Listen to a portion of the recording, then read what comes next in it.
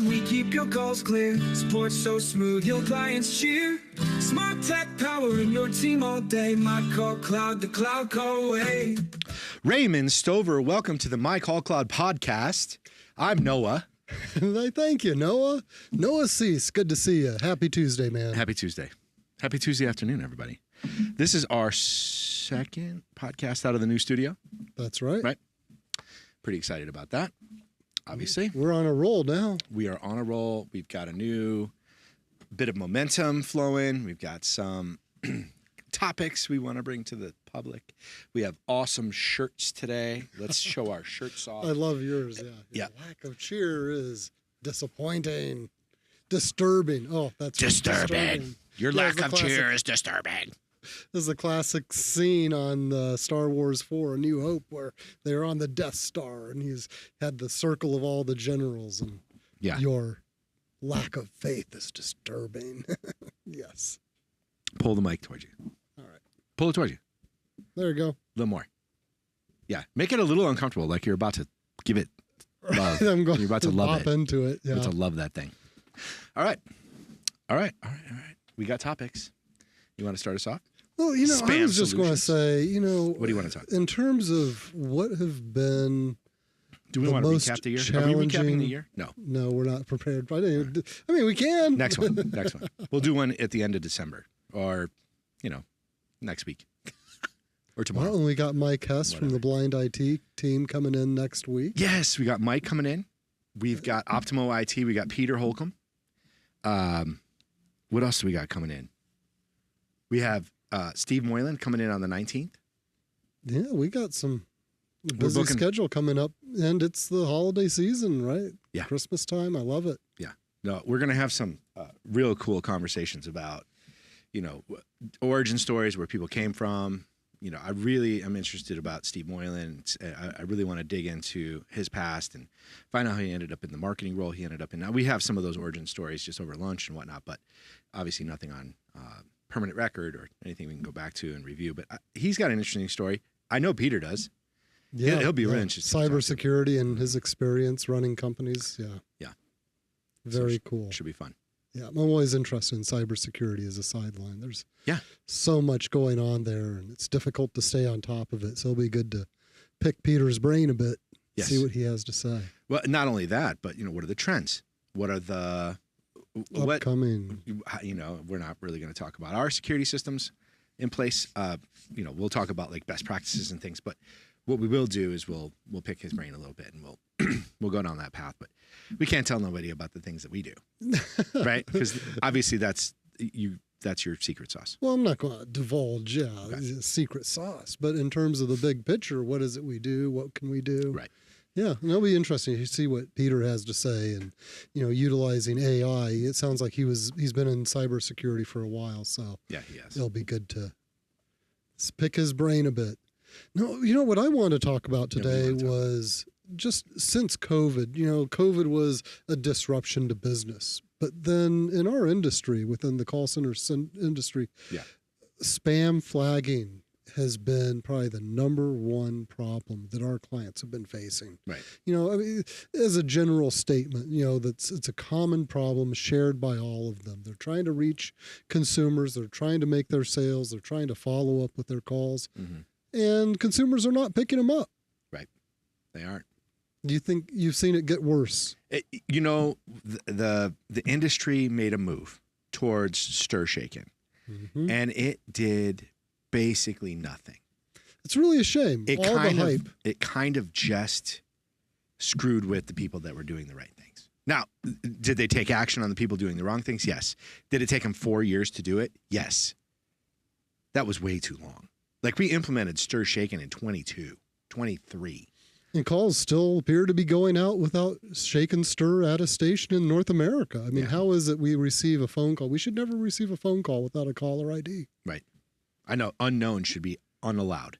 That's right. That should not be allowed through the network. Right? Unless it's a government call, or there's certain cases like 411 or 911 or whatever, if they're calling out from a facility, right, and there's no callback number. It's a different story. But they should have 99.999% of the calls in the United States should have a telephone number attached to that call going to a phone through the network, through the telecom system in the United States should have a phone number on your device when you call them. And the consumer should be able to call back to that number and reach the calling party. Yeah. You know, like you say, you touched on it there, that the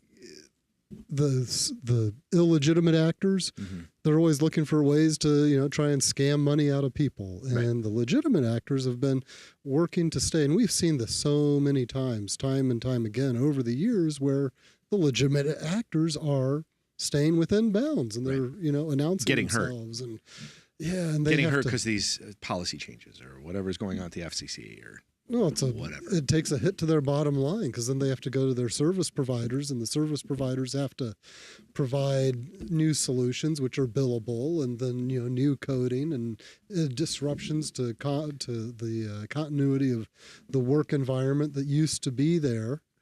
Yes, I know. Nice Tesla bot you got there. Well, thanks, bud. Yeah, I mean, I like him. He does the work, right? He's doing the work. And before too long, we're going to be having him in our midst. Oh, he'll be on the podcast. Yeah, he'll be driving you to work. Gene and I were talking about this. We were like, let's buy a Tesla bot, rent one, or get Elon to send us one, for God's sakes. And we'll do some beta testing and put him on the provide some podcast. feedback. Yeah, we'll test his AI capacity. Yeah, 80 cents an hour. I think we could swing that. Is 80 cents an hour? Is that all it Yeah, is? potentially. No, it's a projected price for the future. But you know, What? think about it. Yeah, for leasing, not owning, but you can potentially lease in the future. Okay, I love doing math like this. What is 80 cents an hour times 24 hours a day? Well, is he going to be It's up not and running, much, or right? she, or it, or whatever? What is going to be doing the thing? $19.20 a day times 30 days a month, $576 a month for a bot. Sounds quite reasonable. I mean, can you make $576 a month on a bot? Probably. Is he going to save you $576 of time? Absolutely. Yeah, do the dishes, do the laundry, do the driving on the commute. Mm-hmm. I wonder what the waterproofness is going to be of, like the hands and legs and stuff. You think they're going to be able to get into the water and wash dishes and all that? You would think so. I think they might have think to that make through. them industrial, you know, for all conditions. So do you like water seal the lubricants in the joints? What do you do? Well, you know, I saw one the other day that was a hydro robot, Mm-hmm. and that's how they were managing the articulation. You mean with hydraulic fluid? It was the hydraulic fluid. Mm-hmm. Yep, inside the system. I mean, that's very precise. Yeah, Pumps. very well. It gets over sort of the problem of the clasping and grasping and being able to. Actually, in that example, they were showing it in a mimicry, you know, where you put a glove on and then you teach it how to articulate your hand and how to pick things up. And it was a training example. Wait, you're teaching it how to pick shit up? Well, yeah, you put a glove on. Well, it wasn't me. Yeah. Right. I mean, It's yeah, the sure. right. You know, it's the robotics company. How do they teach that robot, you know, the fine articulation that, you know, comes with the hand? And yeah, so they're putting on a glove and then they're just teaching it. And teaching What else it. would it, hydraulics is obviously one thing. What else is there? Motor? Well, there's different servos? Right, servos, right? What else? Air? Would you use air? Air, Is that potentially. considered hydraulic? Water? Coolant? You know, radiator fluid? Ethylene glycol? I don't know. What And do they in the use for future- hydraulic fluid and that kind of stuff? Right. And in the future, maybe some sort of, you know, the mimicry of nature, right? It could be artificial, you know, growing artificial muscles to help manage that and digital Weird. control. Yeah, totally weird. Yeah. It's a whole nother world. And, you know, in the next 10 years, we're going to see so much change. We're going to see a lot. Our children are going to see so much. Mm-hmm.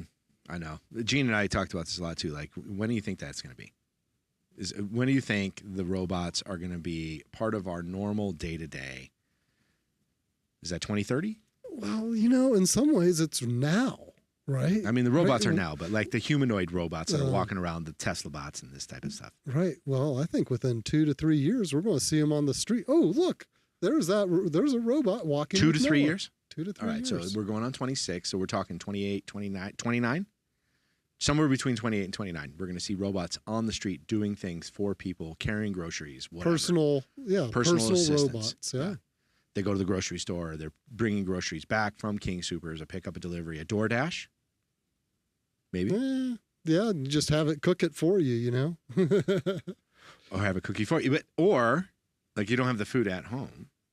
You order DoorDash and then It picks it up, it accepts it, it carries it up. It gets into the Waymo, and then the Waymo drives to the DoorDash, whatever the pizza place you got or whatever it is, right? And then drives back to your house. Robot gets out of the Waymo and brings your food in the house. That's wild. And how much time did it save me? Hours. And I needed to surf the web, or I needed to go to my virtual environment to go, surf the web or whatever it may be. Yeah, you had work tasks. More important things to do. Yeah. That's weird, right? I don't know. We talk about AI a lot because it's scary AF and exciting, right? All at the same time. All the things. Scary and exciting.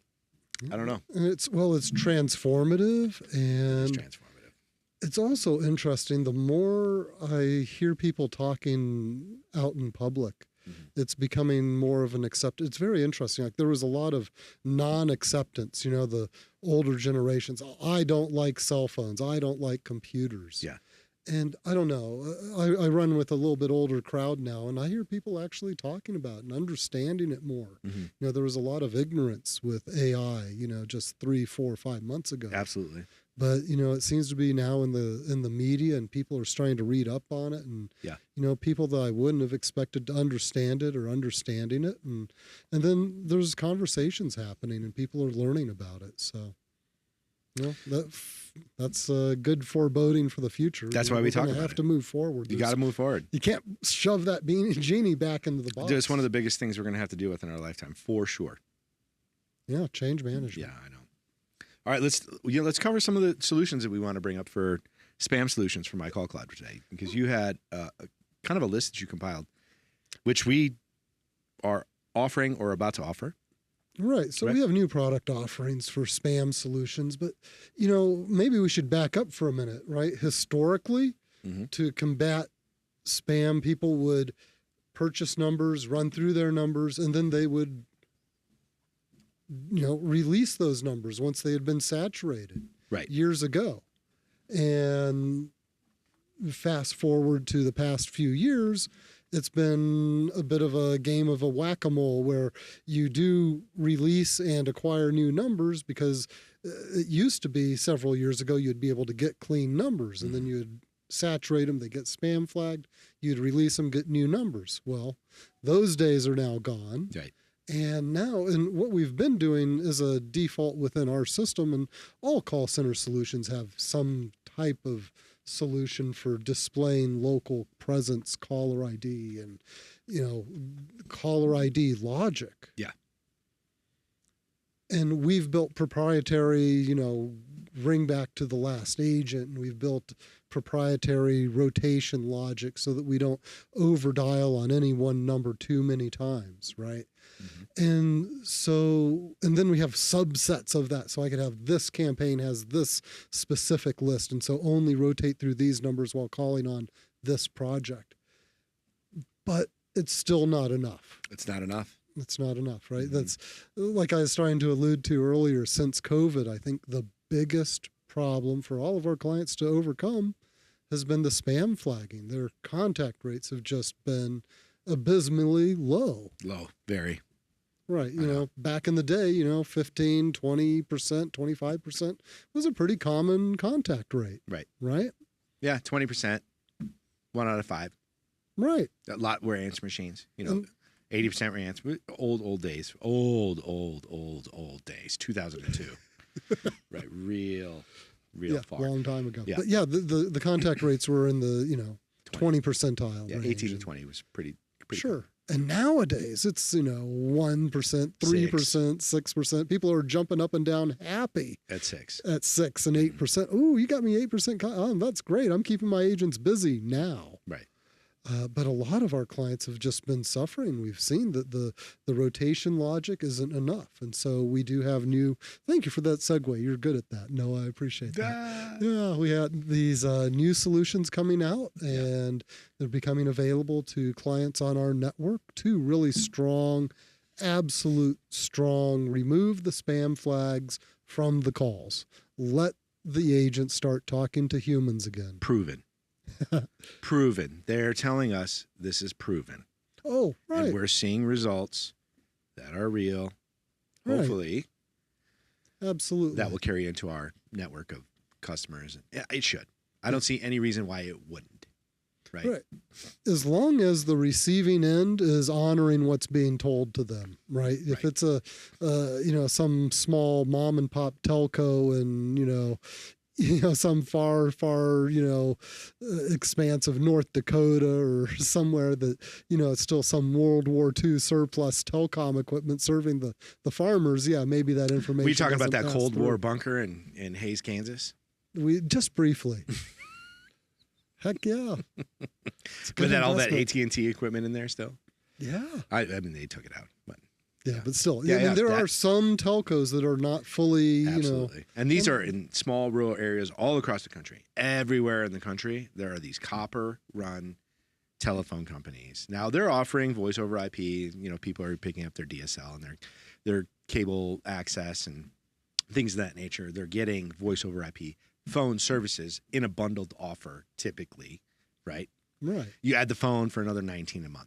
A lot of people add that, Yeah, and the people that have copper phone lines are slowly falling away, and the transition is truly moving to voice over IP for that delivery. I can't imagine anybody is going to ever have a phone that doesn't connect to Starlink in 5 years.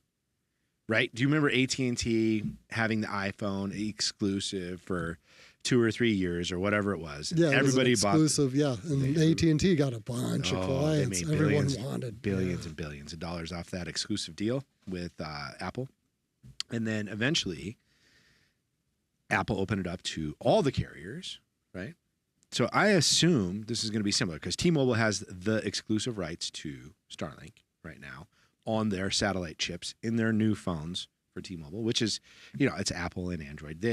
They've put in these SAT chips, right? These GCM SAT chips, whatever they're called. We have to look that up. We probably should talk about that. I'm assuming that the network is no longer going to be on the ground, in the air, hanging on wires, or buried underground cable. It's going to be Starlink. It's going to be near Earth orbit conversations, because I don't think people can really tell the difference. You know what? I got to look that up. I don't know what the round trip time is on Starlink, so it'll be interesting to see. Starlink is fast. It's fast, right? It can be. Yeah. The early versions, and maybe not so much, but they're able to, especially these version 2 and version 3 satellites they're going to be putting up. Yeah. They're going to be able to push a terabit. All right, what's next? I know. Here it is. I mean, that's incredible. Round trip 25 to 60 milliseconds. Yeah, 25 to 60 milliseconds. Yeah. Come on, dude. That's faster than the phone network in the ground. Fiber, almost. Yeah, you imagine being like rural Kansas and calling Botswana, reserve out on the, hey, we're tracking a rhino that's going rogue. I know. Okay, all right. Something is developing. I can tell Elon is going to have some sort of phone service. This is not, he's using T-Mobile to test, but he's going to offer a phone service through Starlink. Watch. It's going to be voice over IP, or it's going to be through X. You want a phone call? You have to sign up. You got to sign up through X. You're going to have some sort of digital ID number, or somebody's going to be able to call you based on your first name dot last name dot whatever. Your X handle. Your handle. And it's going to be on your X. It's going to be on your phone. You're going to be looking at it. You're like, I need to call Ray. Call Ray. And then, obviously, it's going to ring you on X. Because it's going to traverse that network and boom. Yep. Hey, Noah. There'll be no phone calls anymore. Telecom might be on its last legs. Things are radically going to change. They're radically changing. And we've talked about this, too, because I was in the midst of looking for how to use other platforms to communicate with people. WhatsApp, Signal, Telegram. What are the other ones? Well, and SMS, and we're also the traditional still keep it on the ground where we can communicate with the consumer. What's that one in China? WeChat. Yeah, something like that. Something like that. Yeah, it's going to be millions of users on it. It's going to be this thing. It's going to be over satellite voice communication if you want to talk to somebody, right? Well, Elon is smart. He's going after the biggies first. Go after the energy, go after the compute. And he's testing, right? So he's testing a satellite network with T-Mobile, basically to find out what the real capacity load is. Now, I'm sure they did capacity testing, but did they do transactional capacity testing? It's real world. Yeah. Can we do 1 million phone calls in a minute? Can we process that?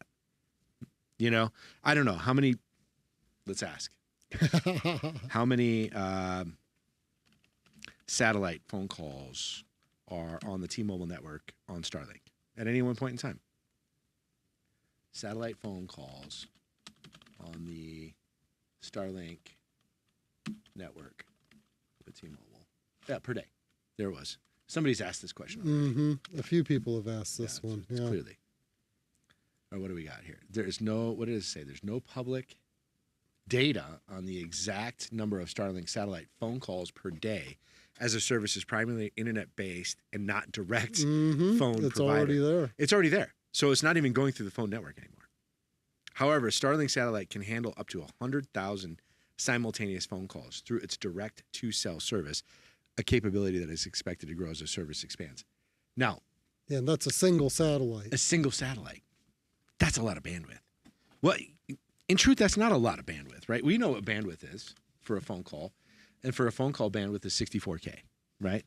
So if we do a quick calculation on that, it's 100,000 times 64 is going to be 640,000, right? Mm-hmm. 6.4 million. Yep. Okay, so if we take 6.4 million kilobytes and we convert that into megabytes, that'll give us a little bit better understanding of what that might be. And we'll do, let's see, KB to MB. And kilobytes, I'm here, right here. Yeah, 6,400. So 6,400 megabytes, which is what, 6.4 gigs. So each satellite can handle 6.4 gigs transmission data through its throughput. That is incredible. If we're talking about bidirectional traffic. Yep. Simultaneous. Simultaneous. In addition to all the other work it's doing. Yeah. Yeah. And it's near Earth orbit. It's not even, it's not geosynchronous. They're near Earth. I don't know what that means as far as like tracking in the sky. Like how far, if it's not geosynchronous, how far does it move in a minute? Does it move a couple thousand feet? Does it move a mile? All these things people want to know, right? I'm sure we'll look that one up later. That's good fodder for future conversations. Good fodder. Raymond. All right, what else do we got? So I guess we'll get back to caller ID stuff. Let's get back to it. So we are releasing 2 super solid anti-spam solutions. One is number cleansing, so you can maintain your current caller ID name and number display. Nothing really special. It looks like any other phone call of any other day. Right.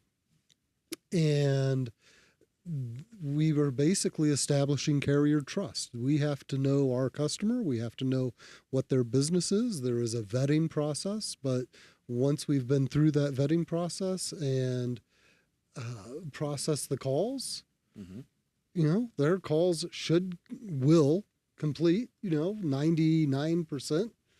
Will complete. Will complete.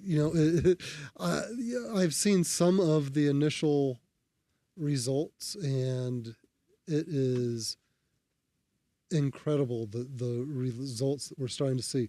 So, who wouldn't want to remove the spam and spam likely flags that are happening on their phone calls? And there's also something called FAS, right? False answer supervision. We've encountered this ourselves. We're seeing it where the client calls are going out and it looks to us like the call is answered, but it's not really. Yeah. You call the consumer up on another line like, no, I didn't receive a call. I never got a call. Yeah. Right. Yeah. The telcos are intercepting calls that they deem to be, and we've spoken about this before. Free speech. Interrupting free speech. Yeah. So at any rate, by the way, we sort of touched on this last time we spoke about it, but it's a group of nerds sitting around a table. This is no governance. It's just dudes, maybe some ladies in there too, probably, right? just talking about what they want to change on the phone network. No governance at all, just policy from a group, a committee. No outside input from the public. I mean, I'm sure they get some. Oh yeah, well, like Rebecca, right, over at Numerical, she's been instrumental in helping form policy and establish. But she's biased. I mean, she's going to come to the table always with a bias, right? So are we. Mm-hmm. So are we. But the public, in truth, should be chiming in with what we are going to allow that is not going to go through the phone network, not allow free speech through that communication platform, the town square, which we consider the phone network, right? Right. Or one of them, and one of the town squares at least. Right. Mm-hmm. And if you're a business owner and you're trying to reach other businesses, you should not be prevented from being able to make those phone calls. We've gotten a bunch of, well, not a bunch, but we've gotten some comments on, people talking about our conversation related to spam calling and not being able to get numbers connected to real people, right? Legitimate calls. Legitimate calls for sure. All right, what else we got? All right, so basically our clients will be able to have clean phone numbers. It's the sort of the holy grail, right? Get back to where it used to be. Yeah. And so instead of having like 1, 2, 3% contact rates, at least you're going to be getting 7, 9, 10, 16, hopefully 18. Yeah, we've seen some even higher contact rates, but absolutely the people are going to double and triple their contact rates within a matter of weeks. Okay. And eliminating spam flags with branded caller ID. That's the next tool that we are providing. And this is for clients that want to announce their name, announce the business, announce why they are calling. Grease Monkey. Grease Monkey, Home Depot. Les Schwab. Your school, your hospital. King Soopers. Yeah, your order's ready. Your pharmacy. Whatever. Right? Yep. If you want the consumer to pick up and you want to announce that you are calling them back or you're calling them, this is an important phone call. So then come to us and we can, deliver these calls on all the major telco networks for 11 cents a call. And people know, oh, it is this company calling me. Yeah. Yeah, exactly. And that's branded caller ID. That's branded caller ID. Basically, you deliver your identity, your brand logo. Yep. And the reason for calling, it works on cellular phone networks. And 75% of consumers prefer to answer expected and branded phone calls. Yeah, consumers want to know. Listen, I want to know who's calling me. That's the whole point of caller ID, right? So if you're going to say, hey, I'm Grease Monkey, I'm your school, I'm your church, I'm your hospital, I'm your whatever. Right. Well, you just signed up for something online. Your support. Somebody give me a call. Yeah, exactly. I know I want to pick up this phone call. Yeah, or great example right now, open enrollment for insurance, right? Everybody is running as fast as they can in open enrollment to get as many human bodies onto their insurance plans, during the open enrollment period. During the open absolutely. enrollment period, right? Yeah, so if you can have a leg up on your competition and tell people this is the insurance lead that is calling you that you just filled out, and maybe you communicate that, hey, this is a callback, insurance lead callback or insurance, whatever. People are smart enough to figure out what the right verbiage needs to be on that branded caller ID. But then hey, I signed up for this. I'm going to pick up this call. That's right. Yeah. Or, and there's lots of use cases. We could probably list a good half dozen in a matter of seconds. But, I was thinking about the appointment setting. Once the appointment is set, you need that confirmation call to remind people because oftentimes people forget. Or if there's a enrollment period, or I was thinking more of like the energy sales, right? Every year you need to get approval to continue that annual contract. Right. And so, that's my energy company calling me. I do want to pick this up because I want to, I hear how the prices are going up. Yeah, exactly. Yeah. So branded caller ID, and the beauty there is zero spam flagging on the major telcos, cellular telco networks. It's the branded caller ID trumps the, any spam flagging, spam likely type flags. It's just, they do not they get squashed by the branded caller ID. So Yeah. super powerful. Absolutely. And then I alluded to this at the beginning. We've been providing comprehensive spam feedback direct from the telco. We have a reporting page. People can see directly, truthfully, what has been flagged as spam from the telco. And we have analytics that people can download. They can look at their annies and see how they're doing. Obviously, on our network, they can manage their phone numbers and inventory. They can rest, release, replace numbers, etc. And they can also have us Rest manage and it reset. automatic. Rest and reset. Yeah. Interesting. So I like they that. can do that. We can do that. It's just a matter of it's a classic thing, right? You've said it before, Noah. Yeah. It's a matter of time and money. And That's it. what is it? Are we spending too much human time managing these numbers? Should we automate this? Right. Yeah. There's got to be a value there, right? Time value. Is the cost worth the value? Usually it is. In this particular case, we're going to get a lot of value for our customers offering this service, branded caller ID or spam detection flagging or number cleansing or whatever it is they want to pick and choose. We're going to get them a high level of return, at least from a contact level perspective. Right. Getting people on the phone, having conversations, talk time, that type of stuff, just by using one of these things that we're offering. Right. And with us, obviously, they get high quality, boutique service with support that they can call in and, get immediate help. So Yeah. it's a great type of solution for the right customer. Absolutely. Yep. What else we got? The monitoring management. Obviously, we touched on that a little bit. Yeah, just, at the end of the day, we want to improve the contact rates and we want to minimize call blocking. Mm-hmm. These are solutions to maintain that. Maintaining carrier trust and having reputation for the clients and their phone numbers, is so valuable right now because without it, people are, not picking up their phone calls or the telcos are blocking their calls. And then obviously with us, they can have customized intelligent number management and we can maximize our proactive reach and return on our investment. So as it is. It's got to have a return. It can't just be invest. You don't want to just throw money at the problem without returning value. You got to have some value. Yeah. Absolutely. Otherwise, you run yourself. People want to throw money at us. That's We'll take it. Yeah. Sometimes people, and we say this from time to time. Somebody would be like, "Hey, it's $25 or whatever the thing we're offering is. $25? Oh, we can make it more if you'd like.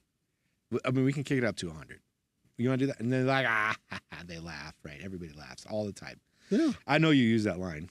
I probably not a lot. You. I pick it up from time. I use it from time to time. Yeah. Well, especially when it's obvious, right? Because our prices, in some ways, we are so cost competitive that it's a no-brainer. And so, like, if you want me to charge more, I can. We can. We're happy to.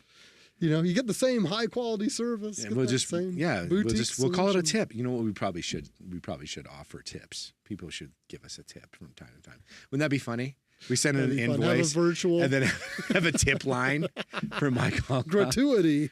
Wow. I love this idea, actually. You can have a subject line on it too. I got to talk to Shad about it. This is a fantastic idea. Don't give it to Raymond. Give it to Marco or Rolando. Yeah, or you know what? Then people can specify who they want to give the tip to. Wouldn't that be cool? Yeah, That'd Sergio, awesome. Jonathan. Yeah, Serge he gets a couple $100 a month in tips. How fun would that be? That'd be super fun. Yeah, which tech would you like to tip today, and what percentage? Flat amount, percentage, whatever. I like it. I love it. I like it a lot. We're gonna have to explore that. I think there might be some meat and potatoes to that one. We'll see. So anything else on the spam flagging? Give us a call. We're happy to talk, provide pricing. Pricing is competitive, so no worries there. High quality. Who could want anything more? Well, that was a great pitch. Hey, I'm just calling it as I see it. Yeah, you are. It's just the truth, right? All right, let's call it our shirts one more time. That was a nice little wrap up on that very specific topic. But here we go. Your lack of cheers is disturbing. So you better cheer up and behave this season. Cheer up and behave. Woo-hoo. I'll have to wear my Star Wars sweater. I have the same. imperial symbols do going you really? across the side. Yeah, it's a green one. Bring it. Yeah, Bring it for sure. in time for Christmas. Absolutely. All right, Raymond, All that right, was man. good. Appreciate you, Noah. Bye, everybody. Happy Tuesday, y'all.